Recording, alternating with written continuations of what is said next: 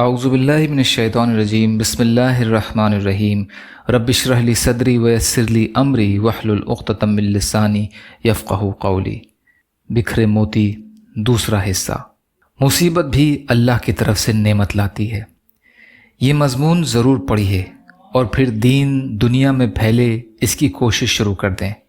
ایک عربی شعر ہے جس کا مطلب ہے کہ کبھی بظاہر مصیبت ہوتی ہے لیکن وہ اللہ کی طرف سے بہت بڑی نعمت ہوتی ہے، اور کبھی بظاہر خوشحالی ہوتی ہے لیکن وہ اللہ کی طرف سے استدراج ہوتا ہے۔ چنانچہ دیکھیے، اولاد اور مالداری کبھی شقاوت تک انسان کو پہنچا دیتا ہے۔ ارشاد باری تعالیٰ ہے، سو ان کے اموال اور اولاد آپ کو تعجب میں نہ ڈالیں۔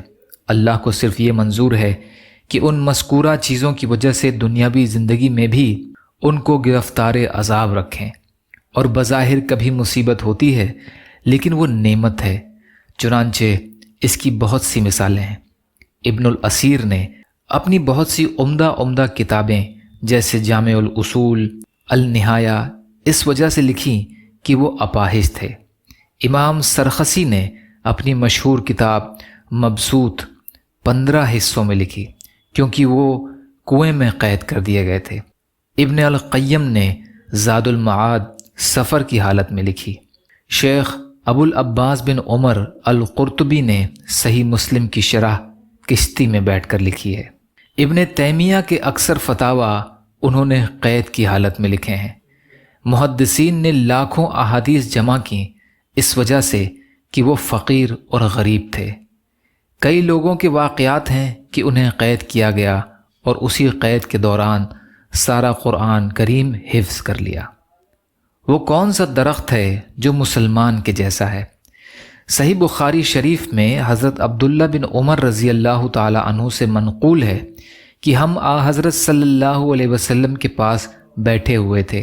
آپ صلی اللہ علیہ وسلم نے فرمایا، مجھے بتلاؤ کہ وہ کون سا پیڑ ہے جو مسلمانوں کے جیسا ہے، جس کے پتے جھڑتے نہیں، نہ جاڑوں میں نہ گرمیوں میں، جو اپنا پھل ہر موسم میں لاتا ہے۔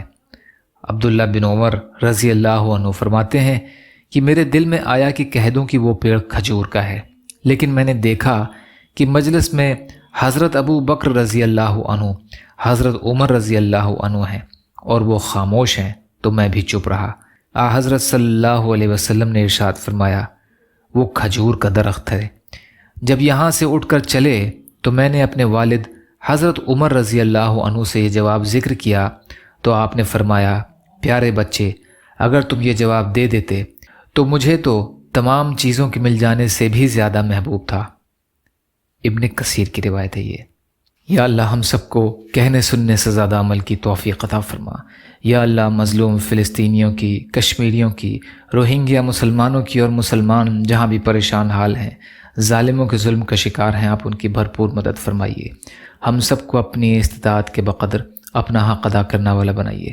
یا اللہ آپ قادر مطلق ہیں، ہر شے پر قادر ہیں، آپ کے لیے ہر چیز آسان ہے، ہمارے لیے بھی آسانیاں پیدا فرمائیے۔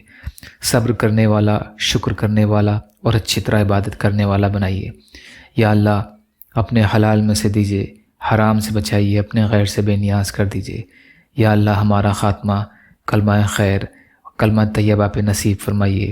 یا اللہ تمام بیماریوں سے شفاء کلی اور شفاء حسنہ عطا فرمائیے۔ یا اللہ عزت اور عافیت کی زندگی عطا فرمائیے۔ یا اللہ جنت میں جانا والا بنا دیجیے، جہنم سے بچنے والا بنا دیجیے۔ جو مانگا وہ بھی عطا کر دیجیے، جو مانگنے سے رہ گئے وہ بھی عطا فرما دیجیے۔ ربنا تقبل منا انک انت السمیع العلیم برحمتک یا ارحم الراحمین۔ لا الہ الا اللہ محمد رسول اللہ۔ السلام علیکم ورحمۃ اللہ وبرکاتہ۔